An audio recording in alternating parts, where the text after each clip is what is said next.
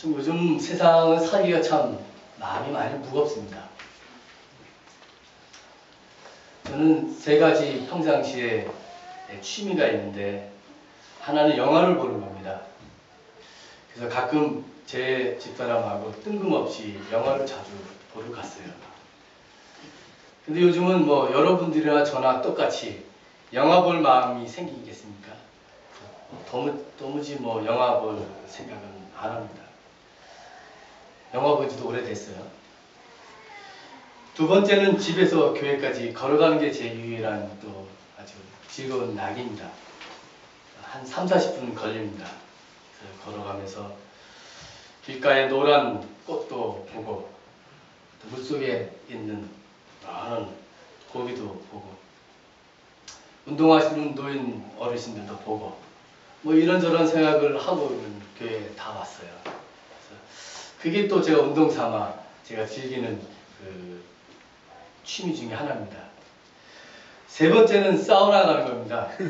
몸이 꾸지지하거나 좀 답답하거나 스트레스를 받으면 저는 우리 동네 가까운 목욕탕을 개조했는지 조그만 동네 사우나가 있는데 거기에 자주 갑니다.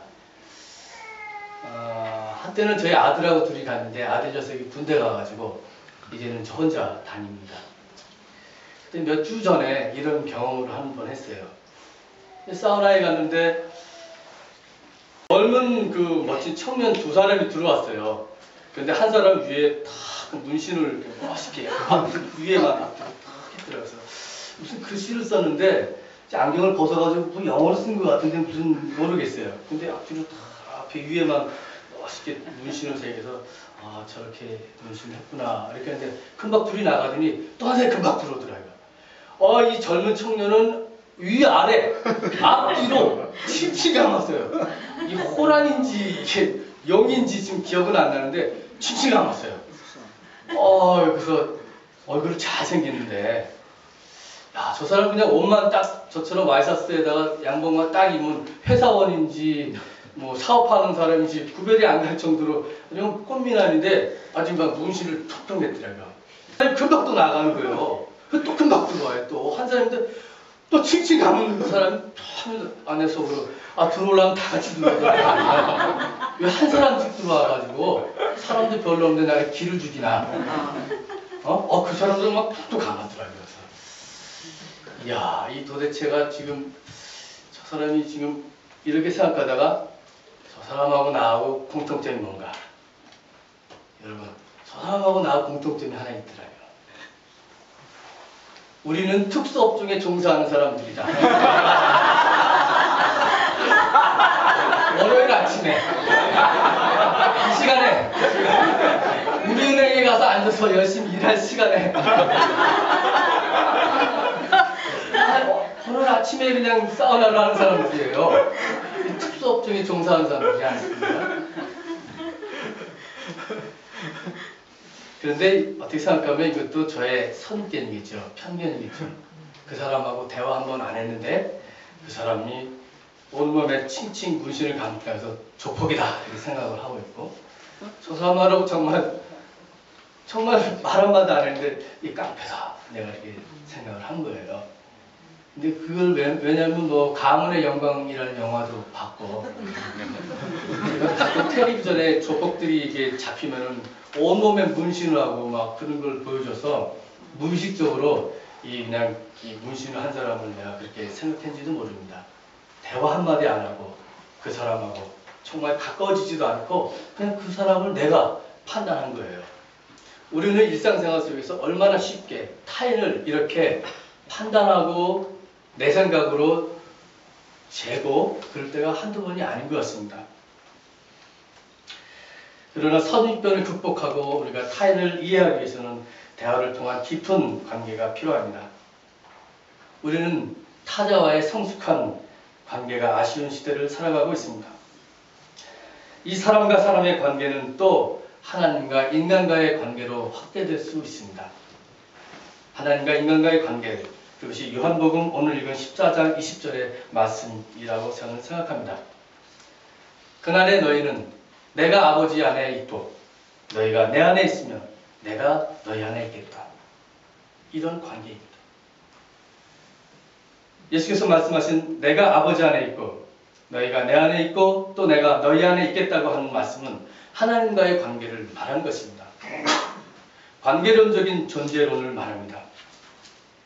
이 관계는 부활하신 주님께서 보혜사 성령 진리의 영을 우리에게 보내주시고 우리를 고아처럼 내버려 두지 않겠다. 너희와 항상 함께 하겠다라고 하는 관계로 이어집니다. 끝까지 우리와 관계 속에 계시겠다는 것입니다. 그 함께 하심의 관계는 하나님의 사랑으로 가능한 것입니다. 21절에 보면 내 계명을 받아서 지키는 사람은 나를 사랑하는 사람이요 나를 사랑하는 사람은 내 아버지의 사랑을 받을 것이다 라고 하셨습니다.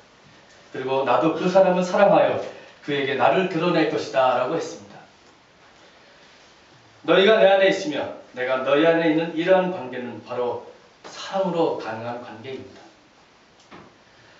그리스도교는 이렇게 관계론적인 존재, 더 나아가서 관계론적인 신관을 이야기하고 있습니다. 즉 아버지 하나님이 아들 예수 안에 있고 아들 예수가 아버지 하나님 안에 있듯이 예수 안에 우리가 있고 우리 안에 예수가 계시다는 것입니다. 이 관계론적인 신, 이 말을 제가 설교를 하면서 준비한 제일 먼저 썼던 것 같아요. 관계론적인 신. 혹시 다른 책을 보면 나올지도 모르지만 제가 하나님의 정의를 저는 관계론적인 신이라고 제가 설교를 하면서 준비해 봤습니다. 이 관계론적인 신을 멀리 계시지 않는 분입니다. 우리 가까이 계십니다. 그것이 오늘 읽은 사도 바울이 사도행전 17장 22절에서 31절에 잘 설명해 주고 있는 말입니다. 이 말씀을 이해하려면 그리스의 수도 아테네를 이해해야 됩니다. 왜냐하면 이 말씀이 당시 아테네를 배경으로 하고 있는 말씀이기 때문입니다. 여러분 혹시 그리스에 한번 가보셨습니까? 여행 주사모님 그리스 갔다 오셨어요? 저는 안 가봤습니다. 그래서 지금부터 제가 드리는 그리스의 수도 아테네는 제가 글을 읽고 조사한 겁니다. 제가 직접 가봐가지고 아는 척 이 부흥사처럼 하는 건 아닙니다. 나중에 제가 혹시 목사님 직접 듣고 오십시오 하면 저를 보내주십시오.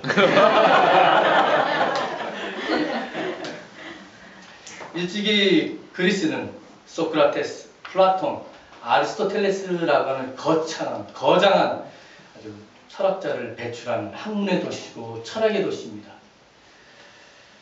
그래서 21절에는 아테네 사람들은 무엇이나 새로운 것을 듣고 말하는데 세월을 보내는 사람이라고 나옵니다. 이 아테네에는 아테네의 중심이라고 하시는 큰 아크로폴리스라고 하는 언덕이 있습니다.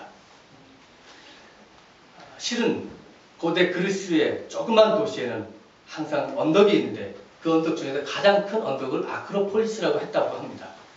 그러나 그리스 수도 아테네에 있는 가장 큰 언덕인 아크로폴리스가 이제는 그리스에 있는 모든 언덕들을 대신 이야기하는 고유명사처럼 상징적으로 사용하게 되었습니다. 아무튼 이 그리스의 수도 아테네에 아크로폴리스라고 하는 언덕에 큰 신전이 있었습니다. 그 신전은 파르테논이라고 하는 신전인데 BC 438년에 세워진 신전입니다. 이 아크로폴리스라고 하는 큰 언덕에 큰 신전, 파르테논 신전 안에 여신이 있었습니다. 그 여신의 이름은 아테나 여신이었습니다. 그 아테나 여신이 바로 아테네 수도의 여신, 수호신이었던 것입니다. 반면 오늘 여기 사도 바울이 서 있는 것은 조그만 언덕이라고 했습니다. 아레오바고라고 합니다. 이 아레오바고는 정확한 발음으로는 아레오파고스라고 합니다. 이 아레오파고스는 이 아크로폴리스라고 큰 언덕에서 북서쪽으로 1000m 정도 떨어진 곳에 조그만 언덕입니다. 이 아레오바고 언덕 위에 법정이 하나 있었습니다. 소위 말하면 시민법정입니다. 이 아레오바고의 시민법정에서는 당시 그리스의 법을 심사했습니다. 그래서 비토도 놓았습니다. 그리고 아테네 도시의 기능을 잡는, 질서를 잡는 그런 역할을 했습니다. 일종의 시민법정입니다. 지성과 학문의 도시, 예술과 종교의 도시 그리스에서 아크로폴리스 언덕의 파르테논의 신전에 있는 사람이 만든 휘황찬란한 여신상을 마주대면서 이제 이곳에서 바울은 십자가의 도와 부활을 전하고 있는 것입니다. 물론 학자들 사이에서는 역사적 예수를 연구하는 사람들에서 사도 바울은 진정으로 역사적 예수를 이해하지 못했다고 비판하는 사람도 있습니다. 하지만 사도 바울은 여기서 분명한 신간을 전해주고 있는 것은 분명합니다. 그곳에서 바울은 아테네 사람들에게 이렇게 얘기합니다. 여러분은 참 종교심이 깊소. 그래서 여러분들은 많은 제단을 만들어 놓고 거기다가 신의 이름을 새겨놓고 그리고 마지막에 실수하지 않으려고 알지 못하는 신이라고 써서 그 제단에 써서 그 사람을, 그 신을 경배하고 있어, 섬기고 있어. 그러나 이제 당신들이 알지 못하는 신을 내가 누구라고 이야기해 주겠다. 이렇게 얘기하는 것입니다. 그분이 바로 하나님이시다. 그분이 바로 창조주 하나님이시다. 그분이 바로 하늘과 땅을 신전에 갇혀있는 분이 아니다. 이렇게 얘기합니다. 그분이 바로 온 인류를 한 혈통으로 지은 창조주 하나님이라고 선언합니다. 이 하나님은 멀리 계시지 않는 하나님. 여러분이 더듬어 찾기만 하면 찾을 수 있는 가까이 계시는 하나님이라고 선언합니다. 바울의 이 말 속에서는 우리는 몇 가지를 생각해 볼 수 있습니다. 먼저 하나님은 만물의 근원이시고 인간을 포함한 우주 머무든 만물의 생명의 근원이신 하나님이시는 걸 알 수 있습니다. 이 하나님은 보편적인 하나님이요 우주적인 하나님, 유니버설 가십니다. 거룩한 하나님입니다. 이 거룩한 하나님을 우리가 찾으면 만날 수 있는 분이라는 것입니다. 인간이 거룩을 경험할 수 있다는 것입니다. 거룩함, 성스러움을 경험하는 것을 말합니다.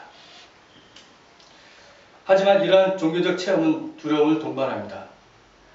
루돌프 오토라고 하는 독일의 신학자는 성스러움의 의미라고 하는 책에서 이렇게 말합니다. 이것은 압도성, 유압성이라고 합니다.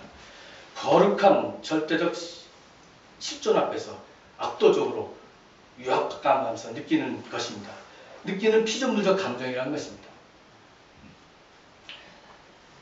인간은 하나님의 거룩 앞에서 한없이 왜소함을 느끼지만 이 순간이야말로 경이로움의 순간이라는 것입니다. 아마도 이것이 인간이 하나님이라고 하는 신적 거룩함 앞에서 느끼는 일반적인 종교심입니다. 종교를 영어로 릴리존이라고 하는데 이 말의 뜻은 주의하다, 조심하다라고 하는 뜻입니다. 그러므로 종교라고 하는 말은 신비하고 거룩한 성스러움 앞에서 주의하고 조심하고 겸손한 마음을 갖는 것입니다. 인간이 본성적으로 가지고 있는 종교심은 신을 경배하게 되어 있습니다. 거룩함 앞에서 주의하고 조심하게 되어 있습니다. 알지 못하는 신을 섬겼던 아테네의 지성들조차 이 종교심이 있었던 것입니다. 오늘의 한국의 교회가 이렇게 타락한 것은 바로 이 거룩함, 신비로움, 두려움, 성스러움을 잊어버린 데 있습니다. 인간이 본성적으로 종교심을 가지고 있다고 하나 오늘의 종교인들에게는 하나님이 더 이상 신비롭지 않습니다. 하나님이 더 이상 거룩한 분으로 다가오지 않습니다.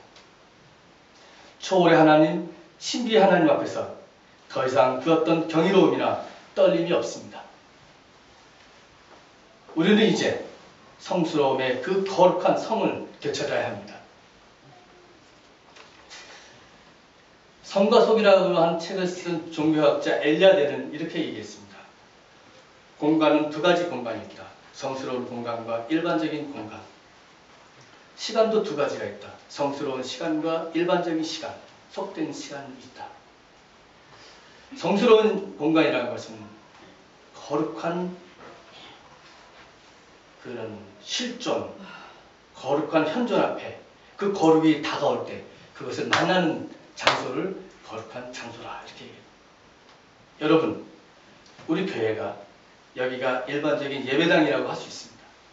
그러나 여러분 이곳에서 거룩한 체험, 두려움, 떨림, 신비, 경이로움을 거룩한 십존과 만난다면, 체험한다면 이것은 단순한 예배당이 아니라 거룩한 장소, 성전입니다. 여러분, 이 시간에 거룩한 하나님을 만난다면 이 시간은 거룩한 시간입니다. 여기에 있는 단순한 물건들 보기에는 그냥 물건들이라고 하지만 거룩한 실존을 향하고 있고 그것을 우리가 만난다면 이것은 성물입니다. 주의 성만찬, 이것은 단순하게 인간이 먹고 마시는 애찬이 아닙니다. 이것은 성만찬입니다. 그래서 우리는 왕같은 제사장이요 거룩한 민족 성도라고 하는 것입니다.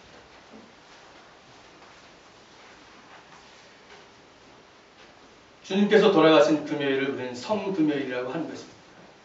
잃어버린 성을 우리는 되찾아야 합니다. 찬양대에서 드리는 찬양은 거룩한 실존, 하나님께 드리는 그런 찬양이라고 할 때는 성가가 되는 것입니다.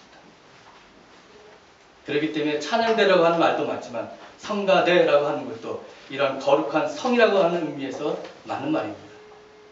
우리는 잃어버린 성을 되찾아야만 합니다. 이것은 우리 스스로가 거룩해서가 아니라 죄인된 우리가 은총으로 말미암아 그 거룩한 하나님을 만날 수 있기 때문인 것입니다.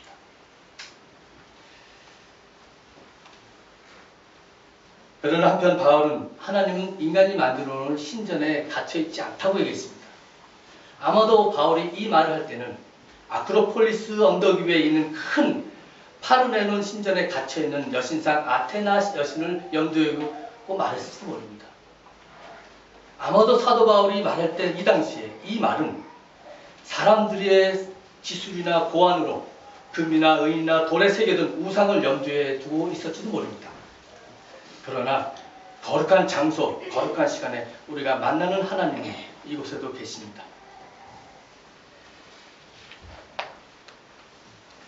그러나 동시에 우리가 알아야 할 것은 이곳에 계시는 거룩한 하나님은 역사의 주이십니다. 역사의 주님이시기도 합니다.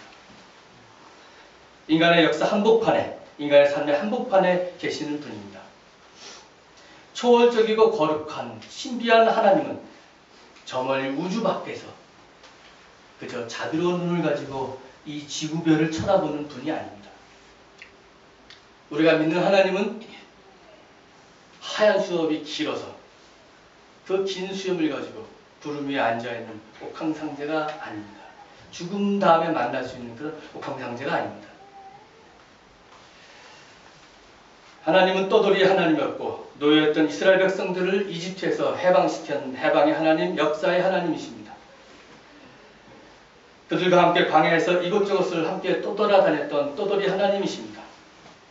그 해방의 하나님, 그 떠돌이 하나님이 가난한 사람에게 오늘 하루 일용할 양식을 주시면서 밥상 공동체를 만드시는 분이십니다. 아테네의 지성들이 알지 못했던 그 거룩한 신비의 신은 눈먼 사람의 눈을 뜨게 하고 안진뱅이를 걷게 하고 눌린 자를 해방시키는 해방의 하나님이십니다. 이제 하나님은 더 이상 철학자들의 알지 못하는 신이 아닙니다.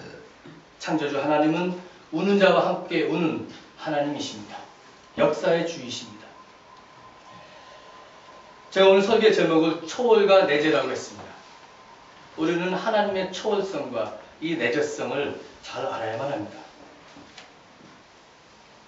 모세가 억눌린 동족들을 해방하기에 앞서 하나님의 음성을 듣습니다. 모세야, 모세야. 모세는 타지 않는 떨기나무와 하나님을 맞대면합니다. 거룩함을 대면합니다. 그리고 하나님께서 말씀하십니다. 내가 서 있는 땅은 거룩한 땅이니 내 신을 벗어라. 해방의 지도자 모세가 압제자 바로에게 가기 전에 그는 거룩한 하나님을 대면했고 신발을 벗었습니다. 오늘 우리에게도 이런 신버슴의 자세가 필요합니다. 하나님의 정의와 평화를 끊임없이 실천하고자 하는 그리스도인들은 하나님의 거룩함과 신비 앞에서 먼저 신을 벗는 영성이 필요합니다.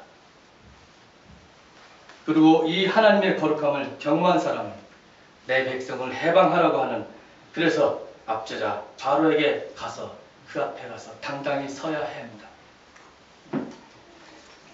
이렇게 거룩함 앞에서 신버슴의 영성과 해방의 실천은 하나입니다.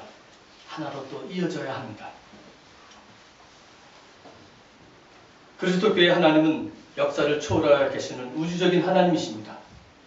동시에 그 하나님은 역사 속에 내재하여 이 역사를 이끌어 가시는 역사의 주님이시기도 합니다. 이 하나님의 초월성과 내재성은 거룩함과 해방, 신비와 정의로 이어지는 모티브가 됩니다. 이것이 그리스도교의 영성입니다.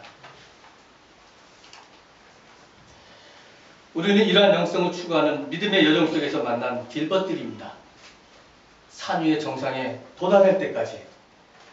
그래서 이 영성이 우리 자신을 온전케 하고 교회와 사회를 바로 세우게 할 때까지 함께 가는 동지요, 우리들은 동료들입니다.